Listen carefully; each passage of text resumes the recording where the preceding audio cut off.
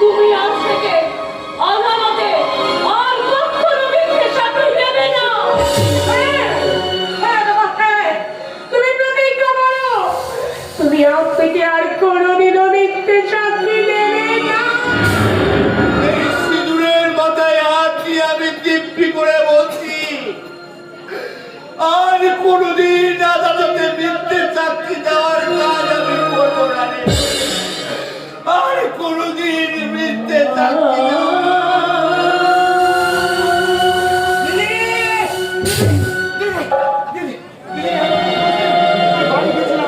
কিন্তু শঙ্করটা আমাকে বললো তুই এখানে আছিস। তুই আমাকে বাঁচা না দিদি, তুই আমাকে বাঁচা। ওই পুলিশ অফিস আছে বাবা, আমার পিছনে পড়েছে। ওকে ফাঁসি দড়িতে না ঝুলিয়ে ছাড়বে না দিদি। কি করেছিস খোকা, কি করেছিস? আমি বলছি প্রত্যুষ কি করেছে।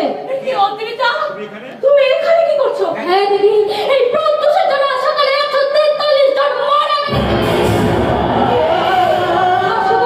শুধু তাই নয়, এখনো মৃত্যুর সঙ্গে পাঞ্জা ধরছে অনেকজন। ওর কথা আমি কিছুই বলতে পারছি না।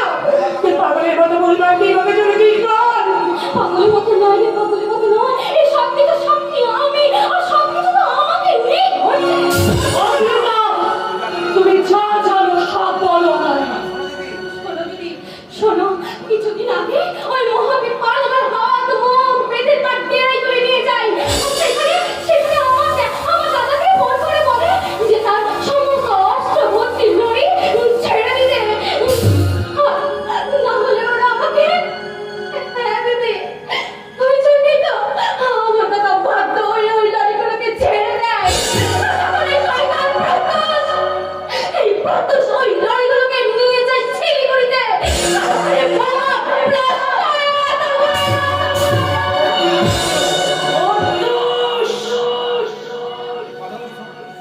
ও যা বললো সেই কথাগুলো কি সত্যি? হ্যাঁ দিদি, সত্যি ওই মহাবীর পাল আমাকে অনেকগুলো টাকা দেয় আর এইসব কাজগুলো করতে বলে। আরে পাহাড়ে বোম্বে আসছে না, তার জন্য আমি দাঁড়িয়ে দিব, আমি দাঁড়িয়ে দিব।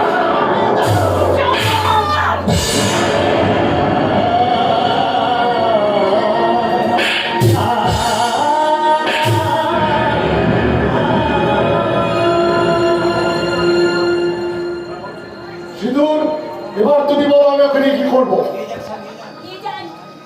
নিয়ে যান সড়কে নিয়ে যান। আমি মা হয়ে বলছি ওকে আপনি নিয়ে যান। কারণ দুষ্ট বাচ্চাকে স্বর্ণবান অনেক ভালো অনেক ভালো। সিঁদুর, স্যার, আমি কোনো অমানুষ ভাই চাই না। ওকে আপনি নিয়ে যান। সংশোধনাগার থেকে ফিরে আসার পর ও যদি মানুষের মতো মানুষ পায়, আমি আবার ওকে ভাই বলে বুকে জড়িয়ে নেব। ওকে নিয়ে যান, নিয়ে যান। সিঁদুর, সারা জীবন তুমি অন্যের জন্য ভাবলে, এবার নিজের জন্য ভাবো। যে আসছে তোমার কোল চুড়ে অতিথি হয়ে, তার কথা ভাবো।